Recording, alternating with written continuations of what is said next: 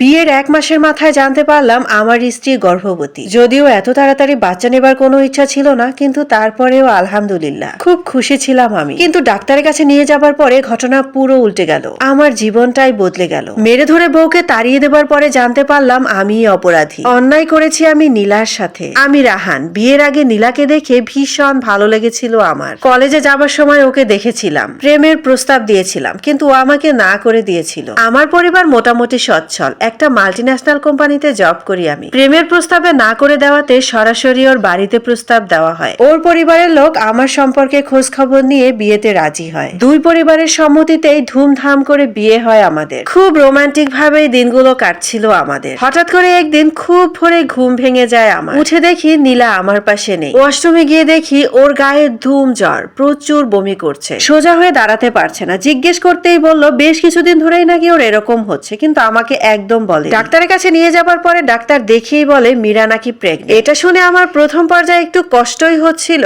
পরে মনে মনে একটু ভালোও লাগছিল, বাবা বাবা ফিল হচ্ছিল আমার। পরে ডাক্তার বেশ কিছু টেস্ট দেয়। টেস্টের রিপোর্ট হাতে পেয়ে আমার মাথায় বাজ ভেঙে পড়ে। আমাদের বিয়ে হয়েছে মাত্র 1 মাস, কিন্তু নীলা 1.5 মাসের গর্ভবতী। কোনো মতে ডাক্তারের ওখান থেকে বেরিয়ে আমি সারা রাস্তা ওর সাথে কোনো কথা বলিনি। বাসায় এসেই সরাসরি মা বাবাকে বলি আমি নীলাকে ডিভোর্স দেব, ওর সাথে আমি আর থাকতে পারবো না। এটা শুনে মা বাবা প্রচন্ড খারাপ ভাবে রিয়াক্ট করে। 1 মাস হলো না বিয়ে করেছিস, এর ভিতরে ডিভোর্স দিবি কেন? মা বাবাকে পুরোটা খুলে বলার পরে আমার মা বাবা ওর সাথে প্রচন্ড খারাপ ব্যবহার করে। খুব কাকুতি মিনতি করছিল নীলা, এই বাচ্চাটা আমাদের, আপনি আমাকে মিথ্যে দোষারোপ করতে পারেন না। যদি এতটাই সন্দেহ হয় আমাকে, তাহলে বাবু পৃথিবীতে আসার পরে ডিএনএ টেস্ট করিয়ে নিবেন। যদি বাচ্চাটা আপনার না হয়, আমি কথা দিচ্ছি আমি এই বাড়ি থেকে চলে যাব। এটা শুনেই আমি প্রচন্ড খারাপ ভাবে রিয়াক্ট করে ওর পেটের উপরই একটা লাথি মেরে বসি, যেটা আমি প্রচন্ড রাগের মাথায় করেছিলাম। পরে আমি ওকে ওর বাড়িতে দিয়ে আসি। কিছুদিন পরে ডিভোর্স হয়ে যায় আমাদের। একদিন সন্ধ্যার সময় আমার ফোনে একটা